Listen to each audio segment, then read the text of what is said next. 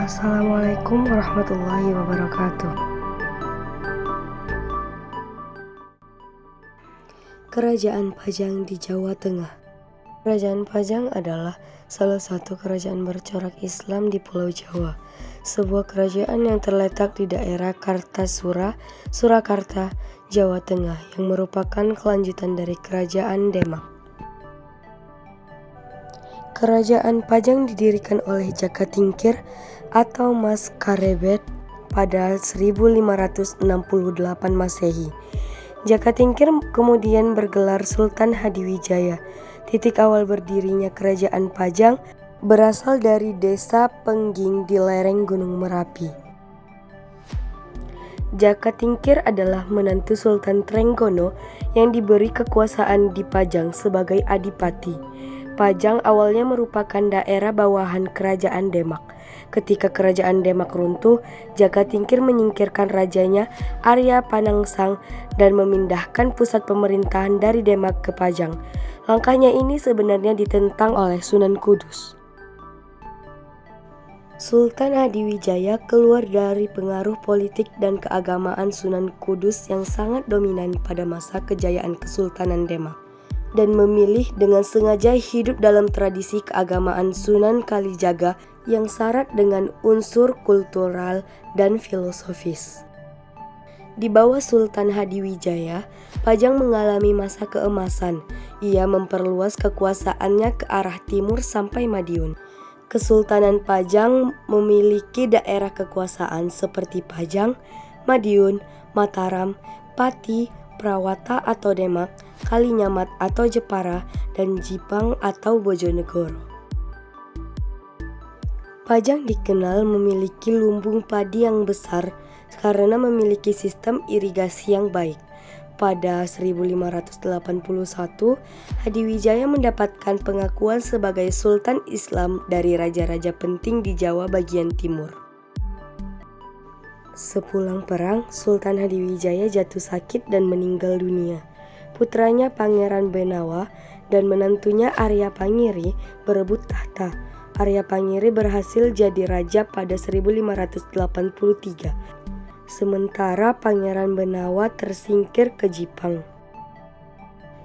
Pada 1586, Pangeran Benawa bersekutu dengan Sutawijaya dari Mataram, yang juga anak angkat Hadiwijaya, menyerang Pajang. Aliansi ini berhasil menaklukkan Arya Pangiri. Pangeran Benawa lantas jadi Raja Pajang yang ketiga. Sayangnya kekuasaannya hanya berlangsung setahun. Karena tak ada yang menggantikan, Pajang kemudian diberikan pada Sutawijaya sebagai daerah bawahan Mataram. Jadi, raja-raja yang memerintah di Kerajaan Pajang itu ada 3. 1. Jaka Tingkir mulai dari 1568 sampai 1583. Yang kedua, Arya Pangiri mulai dari 1583 sampai 1586. Yang terakhir yaitu Pangeran Benawa mulai dari 1586 sampai 1587. Kerajaan Perlak di wilayah Perlak, Aceh Timur. Awal berdirinya Kerajaan Perlak. Menurut naskah Hikayat Aceh, pendiri Kesultanan Perlak berasal dari kelompok dakwah asal Mekah, Arab Saudi yang datang ke daerah Perlak pada 506 Hijriah.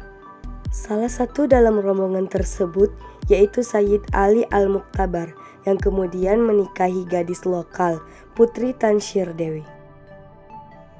Pernikahan Sayyid Ali dan Tansyir Dewi ini dikaruniai putra yakni Alaidin Sayyid Maulana Abdul Aziz Shah, yang menjadi pendiri Kerajaan Perlak sekaligus raja pertama. Alaidin Sayyid Maulana Abdul Aziz Shah beraliran Syiah. Suatu hari pengikut Syiah dan Sunni ini berlawanan sehingga terjadilah perjanjian Aluemeuh dan pemerintahan terbagi dua. Perlak Baroh atau Syiah berpusat di pesisir, sedangkan Perlak Tunong atau Sunni di pedalaman. Satu hari Perlak Baroh dihancurkan Kerajaan Sriwijaya sampai akhirnya Kesultanan kembali bersatu. Raja di Kerajaan Perlak ada 8, yaitu 1. Sultan marhum Alauddin Sayyid Maulana Abdul Aziz Shah Zilullah fil Alam. 2. Sultan Alauddin Sayyid Maulana Abdul Rahim Shah Zilullah fil Alam.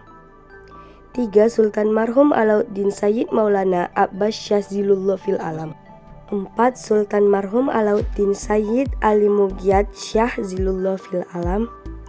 5. Sultan marhum Alauddin Abdul Qadir Shah Zohan Berdaulat Zilullah fil Alam.